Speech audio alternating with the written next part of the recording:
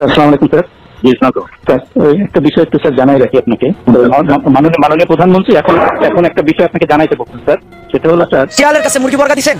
এখনো পর্যন্ত রাষ্ট্রপতির বিভিন্ন কর্মকাণ্ড আপনারা অবাক হবেন যে এই লোক এখনো পর্যন্ত গতকাল যে ঘটনা ঘটেছে আপনার সচিবালয় ঘেরাও করে আপনার আনসার এবং অন্য সব কিছু লোকদের নাম পোশাকধারী 5 আগস্ট শেখ হাসিনার পতন এবং তার ভারতের পালিয়ে যাওয়া জনগণের একটা সর্বসাধারণের একটা গণ অভ্যুত্থানের কারণে হয়েছে। এটা মিলিটারি কু ছিল না, যতই বাজে প্রচারণার চেষ্টা করা হোক এটা আর হবে, কিন্তু আমরা এটা খুব ভালো বুঝি। কিন্তু আমাদের মিলিটারির একটা গুরুত্বপূর্ণ রোল ছিল এবং আমি সেই ব্যাপারটা আমাদের ইতিহাসের অংশ হওয়া উচিত বলে মনে করি। আমি বিশ্বাস করি সেটা হবেও। মিলিটারির একটা পর্যায়ে, বিশেষ করে মধ্য থেকে নিচের পর্যায়ে জুনিয়র অফিসাররা এবং আমাদের সাধারণ সৈনিকেরা তারা খুব গুরুত্বপূর্ণ কিছু দায়িত্ব পালন করেছে এবং এই ইতিহাস তৈরি হওয়ার পেছনে তাদের অবদানকেও আমাদের স্বীকার। 5 আগস্ট শেখ হাসিনার পতন এবং তার ভারতের পালিয়ে যাওয়া জনগণের একটা সর্বসাধারণের একটা গণ অভ্যুত্থানের কারণে হয়েছে। এটা মিলিটারি কু ছিল না, যতই বাজে প্রচারণার চেষ্টা করা হোক এটা আর হবে, কিন্তু আমরা এটা খুব ভালো বুঝি। কিন্তু আমাদের মিলিটারির একটা গুরুত্বপূর্ণ রোল ছিল এবং আমি সেই ব্যাপারটা আমাদের ইতিহাসের অংশ হওয়া উচিত বলে মনে করি। আমি বিশ্বাস করি সেটা হবেও।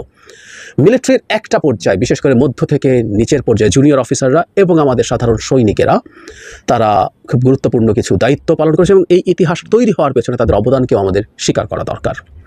আমরা নিশ্চয়ই মনে করতে পারি প্রথম মিলিটারি ডিপ্লয়েড হয়েছিল শেখ হাসিনার সরকারের গদি রক্ষার জন্য। এটা টেকনিক্যালি ঠিক আছে, একটা দেশের সেনাবাহিনীকে যদি সরকারের পক্ষ থেকে, প্রধানের পক্ষ থেকে চাওয়া হয় তারা আইনশৃঙ্খলা রক্ষাকারী বাহিনী হিসাবে কাজ করবেন সিভিল প্রশাসনের অধীনে, সেটা হতেই পারে। সেটা টেকনিক্যালি বলছি ঠিক আছে। যদি এই প্রশ্ন আমরা মূলগতভাবে করতে পারি, যে সরকারটা 10 বছরেরও বেশি সময় ক্ষমতায় আছে, 10.5 বছর টু বি প্রিসাইজ, একেবারে ভোট ছাড়া, একেবারে অবৈধ একটা সরকার, এর মধ্যে একবার রীতিমতো রাতে সিল মেরে তারা ক্ষমতায় থেকে গেছে, সেই সরকারের আদেশ মানতে মিলিটারি কতটা বাধ্য সেই আলাপ আমরা করতে পারি, যদিও আমরা আজকের আলোচনার জন্য এটা সরিয়ে রাখি।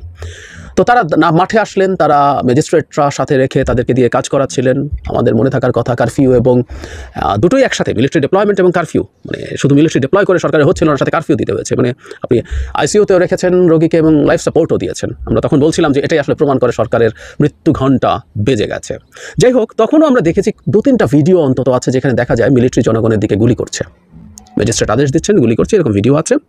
আবার উল্টো চিত্র আছে। ওই সময়ই আমরা দেখেছি কিছু কিছু ক্ষেত্রে মিলিটারি জনগণকে শান্তভাবে বোঝানোর চেষ্টা করছেন এবং কিছু সিচুয়েশন হয়েছে যেখানে হয়তো পুলিশ বিজিবি হলে গুলি করেছে 2 দিন আগেই, সেখানে মিলিটারি গুলি না করে তাদেরকে রেস্ট্রিক্ট করার চেষ্টা করেছেন এবং তাদেরকে সেই জায়গা জনগণকে তারা রক্ষা করে চেষ্টা করছেন জিনিসটাকে ম্যানেজ করতে। তবুও সেগুলো সব কিছুই ছিল সরকারের পক্ষে, সরকারকে ক্ষমতায় রাখার পক্ষে। এরপর আমরা যেটা জানি সেটা হচ্ছে পরবর্তী দিকে এসে অগাস্টে এসে যখন আবারও পরিস্থিতি অশান্ত হয়ে উঠল, সে অশান্ত পরিস্থিতিতে সেনাপ্রধান একটা বৈঠক করেছিলেন যেখানে বিভিন্ন পর্যায়ে, সর্বোচ্চ পর্যায় থেকে শুরু করে মধ্য, নিম্ন বা জুনিয়র পর্যায়ের অফিসাররা ছিলেন। তাদের একটা অসাধারণ রোল ছিল, সেটা হচ্ছে তারা মিলিটারি চিফকে, আমরা যত তথ্য এখন পর্যন্ত পেয়েছি, এটা আমরা কেউ ব্যক্তিগত জানা বোঝার বয়ান থেকে বলেছি, এমনকি বাইরের 2-1টা গুরুত্বপূর্ণ নিউজ পোর্টালেও এই ব্যাপারে নিউজ হয়েছে যে সেখানে ওই পর্যায়ের অফিসাররা শক্ত চাপ চিফকে দিয়েছেন যে তারা এই কাজ আর করবেন না, তারা জনগণের প্রতি গুলি করবেন না, তারা জনগণের বিরুদ্ধে আর দাঁড়াবেন না। এই একটা পজিশনই আসলে সবচেয়ে গুরুত্বপূর্ণ ছিল মিলিটারি রোলের ক্ষেত্রে। তারা এটা বুঝতে পেরেছেন। আমি কিন্তু কোনোভাবেই মনে করি না, কোনোভাবেই বিশ্বাস করি না গুলি করে এই গণ অভ্যুত্থান মিলিটারি আর থামাতে পারত, আমি মনে করি না। কিন্তু ক্ষয়ক্ষতি কমানোর ক্ষেত্রে তাদের এই সিদ্ধান্তটা খুব বড় ভূমিকা পালন করেছে এবং তাদের এই সামষ্টিক চাপের কারণেই মিলিটারি চিফ জনাব ওয়াকারুজ্জামান শেষ পর্যন্ত সিদ্ধান্ত নিতে বাধ্য হয়েছেন। আমি এটাও বলি যে তারও যে ইচ্ছা ছিল না তা না, উনি যখন নিচের অংশটা থেকে এই ধরনের সিগন্যাল পেয়েছেন সিদ্ধান্ত নেওয়া তার জন্য সহজও হয়েছে। তো উনি একেবারেই চেষ্টা করেছেন এই কাজ করে যেতে, কারণ আমরা ওই মিটিংয়ের খবর যতটুকু জানি সেখানে উনি যারা এসব বলছে তাদেরকে পাল্টা কনভিন্স করার চেষ্টা করছেন, সেটা কিন্তু না। সুতরাং উনি কনভিন্স হয়েছেন, তারও কিছু কৃতিত্ব নিশ্চয়ই প্রাপ্য, কিন্তু মূল কাজটা করেছে এই অংশটা। এবং পরবর্তীতে আমরা মাঠে দেখতে পারলাম যে মিলিটারি অনেক ক্ষেত্রে জনগণকে তাদের কর্মসূচি পালনের ক্ষেত্রে সাহায্য করেছে। আমরা 3 তারিখ 4 তারিখ 3 বা 4 কোনো একটা দিন আমাদের মনে থাকার কথা, ওটা আমি ভিডিও করেছিলাম, এপিসির ওপরে, মিলিটারির এপিসির ওপরে জনগণ উঠে গেছে, উঠে আনন্দ প্রকাশ করছে। তখন শেখ হাসিনা পদত্যাগ করেননি। একইভাবে আরও 2-1টা জায়গায় দেখা গেছে জনগণের প্রতি না হয়ে বরং আওয়ামী লীগের প্রতি মিলিটারি তাদের চাপ প্রয়োগ করছেন, এই দৃশ্যও দেখা গেছে। সুতরাং এই জিনিসগুলো শেষ পর্যন্ত আমাদের এই লড়াইয়ের পক্ষে এসছে। বিশেষ করে জনগণ যখন বুঝতে পেরেছে মিলিটারি তাদেরকে আর গুলি করবে না, তখন তাদের মোরাল যে স্ট্রেংথ সেটা আরও বেড়েছে। ওটা সর্বোচ্চ পর্যায়ে ছিল, কিন্তু এই অবস্থা যখন ছিল যে না দেশের সেনাবাহিনী জনগণের পক্ষে আছে, জনগণের বিপক্ষে অ্যাটলিস্ট দাঁড়াবে না, সেটাও একটা খুব গুরুত্বপূর্ণ সিগন্যাল মিলিটারির দিক থেকে দেয়া, এবং এটাও খুব ভালোভাবে কাজ করেছে। এবং 5 তারিখ যে পরিস্থিতি তৈরি হয়েছিল, জনাব ওয়াকারুজ্জামান আমাদের চিফ রাইটলি শেখ হাসিনাকে যেটা বলেছিলেন যে আমরা পত্রপত্রিকায় যেটা দেখেছি যে সময় আর খুব বেশি নেই, এবং উনি ওনার আত্মীয় স্বজনকে দিয়ে তাকে কনভিন্স করে পাঠিয়ে দিয়েছেন। আমিও খুব ব্যক্তিগতভাবে বিশ্বাস করি যে বিভিন্ন দিক থেকে স্রোতের মতো মানুষ আসছে, সেখানে এরপর জাস্ট গুলি করে মৃতের সংখ্যাই বাড়ানো যেত, কয়েক হাজার মেরেই ফেলা যেত। এটা এখনও কয়েক হাজারই, এটা 1000-এর কাছাকাছি আমাদের ট্রেস করা সংখ্যা, এই সংখ্যাটা কয়েক হাজার, 2000-3000 কুড বি এনিথিং। এটা আর বাড়ানোই যেত, এটা আসলে ঠেকানোর আর কোনো উপায় ছিল না, কারণ মিলিটারি তো আর আমাদের বিরুদ্ধে কামান দাগতো না, আর্টিলারি নিয়ে নামতো না, তাদের ওই একই অটোমেটিক ওয়েপনের দিয়ে গুলি করতো। ওটা বিজিবি করেছে, পুলিশ করেছে, পুলিশের হাতে অটোমেটিক ওয়েপন আছে, অ্যাসল্ট ওয়েপন আছে। সেটা যখন কাজ হয় নাই, 5 তারিখে করলেও কাজ হতো না, কিন্তু তারা এটা বুঝতে পেরেছেন। ফলে একটা বড় ক্ষয়ক্ষতি, বিশেষ করে জীবনের একটা বড় ক্ষয়ক্ষতি থেকে আমাদের এই আন্দোলনটা বেঁচেছে। এমনি ক্ষয়ক্ষতির কোনো সীমা নেই, অকল্পনীয় পরিমাণ ক্ষয়ক্ষতি হয়েছে, এত বেশি ক্ষয়ক্ষতি কল্পনাও করা যায় না। মৃত আহতদের মধ্যে বিশেষ করে চোখ হারানো মানুষ, এক ভয়ঙ্কর ব্যাপার। শেষ পর্যন্ত তাদের এই পদক্ষেপের কারণে ক্ষয়ক্ষতিও এড়ানো গেছে, এবং অবশ্যই আমাদের গণঅভ্যুত্থান সফল হওয়া অবশ্যই সহজও হয়েছে। সুতরাং আমাদের সেনাবাহিনী তার ক্রান্তি লগ্নে, জাতির ক্রান্তি লগ্নে, এটাও কিন্তু বায়াস না, এটা প্রফেশনাল ডিসিশন। যে ঘটনা ঘটেছে, আপনার সচিবালয় ঘেরাও করে আপনার আনসার এবং অন্য সব কিছু লোকজন নাম পোশাকধারী লোক, তারা গোলযোগ সৃষ্টি করে তারা সেখানে একটা সমস্যা সৃষ্টি করতে চেয়েছিল, ছাত্ররা সেটাকে নস্যাৎ করে দিয়েছেন। কিন্তু এটা কিন্তু অশনি সংকেত, এটা ভালো লক্ষণ নয়। অর্থাৎ যারা পরাজিত তারা এখন আবার বিভিন্নভাবে সেই চক্রান্ত করছে যে এই বিজয়কে তারা নস্যাৎ করে দেওয়ার জন্য। তাই জনগণের কাছে আহ্বান জানাবো যে আপনারা সবাই সতর্ক থাকবেন, এই বিষয়গুলোকে কখনই কোনো প্রশ্রয় দেওয়া যাবে না। আর আমি দেশের বিভিন্ন সংগঠন, বিভিন্ন প্রতিষ্ঠান যারা সমস্যা আছে সব জায়গাতেই, তাদের কাছে অনুরোধ করবো যে যখন ফ্যাসিবাদ ছিল তখন তো জ্বালাবাজির কথা চিন্তা করতে পারতেন না, কথা বলার সুযোগ পেতেন না।